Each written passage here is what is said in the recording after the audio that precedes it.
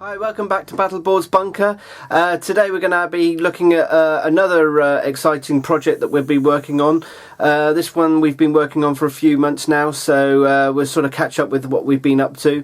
This one's a 40k board based around the space walls, so an icy planet, Fenris.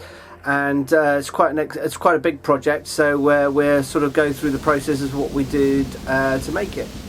First thing we needed to do was to have a look at the design, so I sketched up a rough idea of what the project was going to look like before moving on to 3D virtual model. This gives us much more flexibility within the design, so I can see how big things are going to be. And as you can see from these images, I've sort of added and worked up the 3D model, introducing more elements, mainly in discussion with the client as part of the design process. It's worth remembering that these 3D images are only really representative of the actual final board. They should be treated more like sketches and nothing else. So the final board could look quite different to the 3D modelling, but it does give us a good idea of what the sort of size of the project will be. Okay, so this is the first of the two boards to go with the whole sort of Space Wolf theme. This is the sort of water's front here on this side, and then it's going to break up into the ice. So obviously there's a lot more work to be done. We've just taken the standard Battleboards boards and carved out where we roughly want the water to go, but we still need to do a bit more work on it. All we've done is literally just sort of chiseled out the board, because the boards aren't polystyrene. Again, they're quite strong, so there's no need to worry about protecting the surface at this stage, and it's all going to be covered in a resin coat anyway to create the water effect.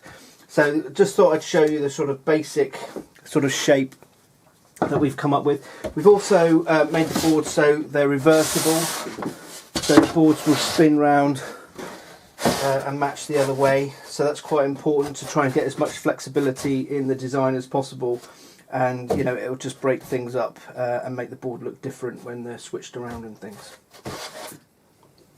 Okay, so just zoomed in close so you can see how I'm actually carving the board to create the little sort of icebergs or ice packs. Now I want the actual ice packs to look like they're floating on top of this the water surface.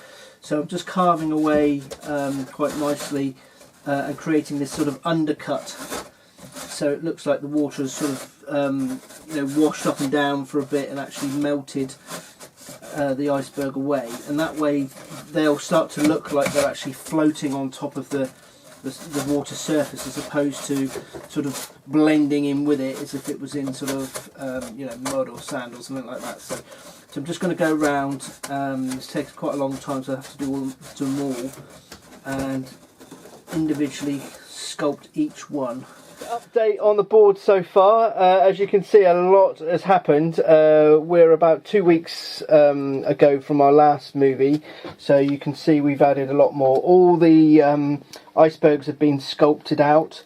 The two boards are together this way round, but they also swap over, so the large rock work sort of meets up both sides, and I'll show you how that looks a bit later on.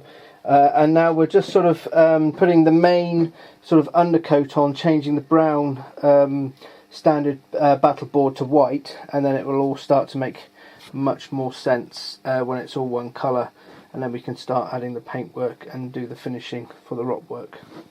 So we've also created some steps up to this little plateau on either side, and started to put in the crystal shards as well. So it's all looking really cool, but not making a lot of sense in a brown colour. So we get that painted, and then you can see what it looks like when it's more or less the same, more or less the right colour. Okay, so we've added the base coat, and it's making a lot more sense. Now it's not brown and the sort of colours coming through. We've still got a lot more work to do on it, but I just thought I'd give you a quick look at what it looks like at this stage. So it's all making a lot more sense. The archway and everything's all now white.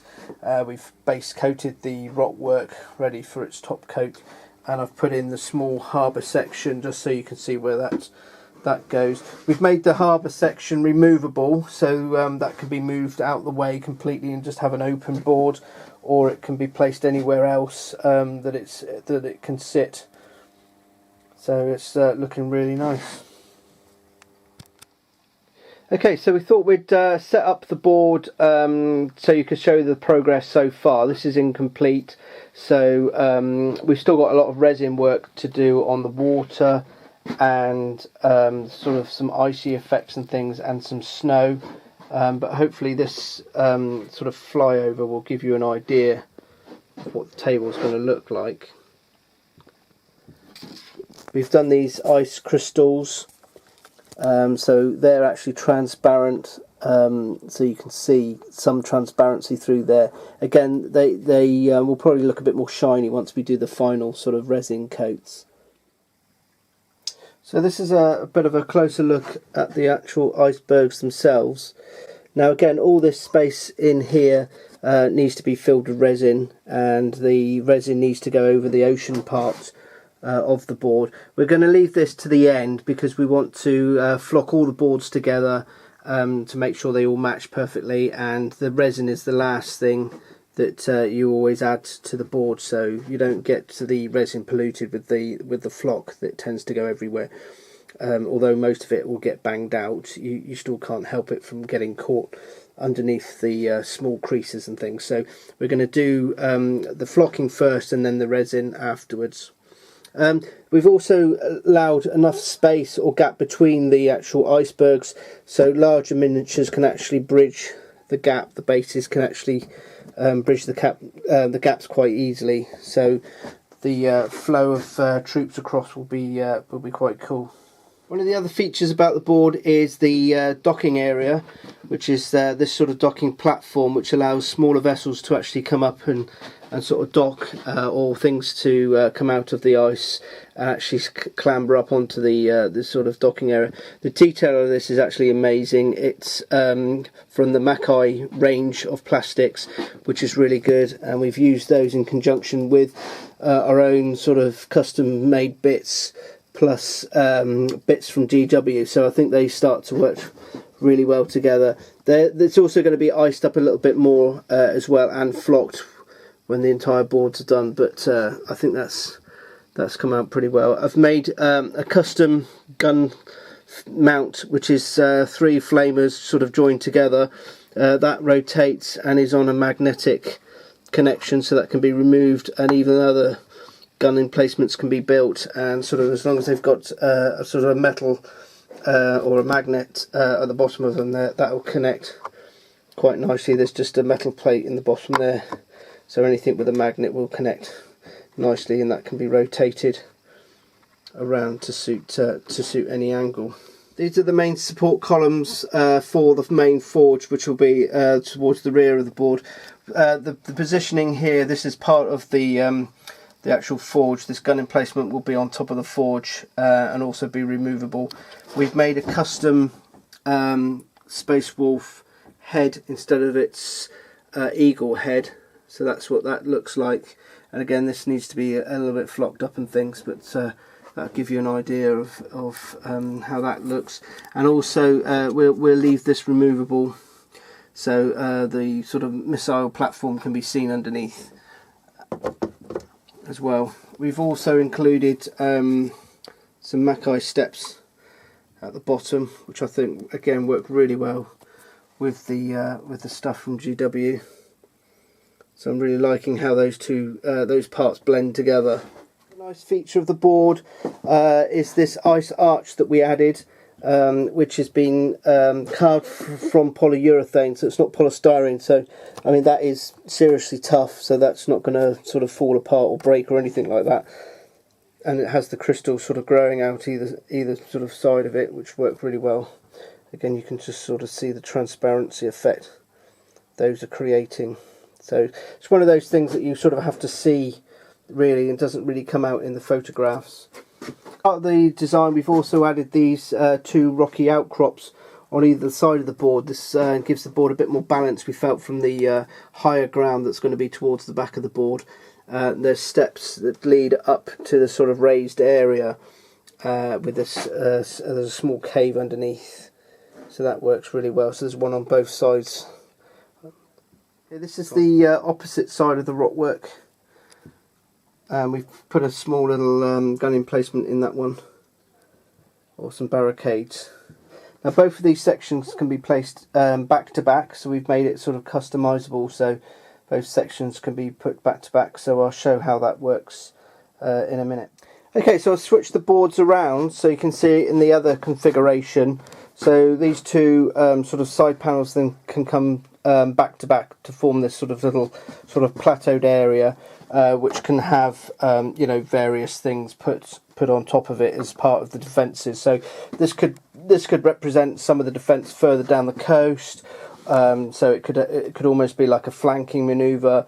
We've also made the all the guns with magnets on the bottom of them, so they can actually click in there, and I think they work much better than, you know, just left loose. So that all works really nicely, and in fact the flamer can also be replaced and moved into that position. But I think it gives you you know, an idea, a sort of different angle and a sort of different look for the board, which we try and build in to make it as flexible as possible, so you're not always playing on the same board. Again, I've removed all the forge and sort of just placed it over to the one side, just to show an example of what that sort of could look like. And there's two more boards at the back yet to be made with the main defence. So I hope that gives you an idea of what the project looks like so far. It's still got a lot of work to be done on it, but hopefully that'll give you some inspiration and an idea of what we're up to. We've got lots of flocking and resin work to do left on it.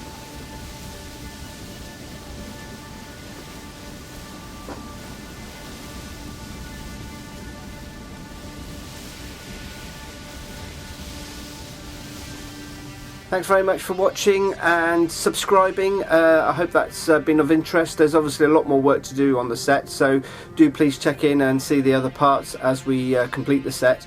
But thanks very much for watching.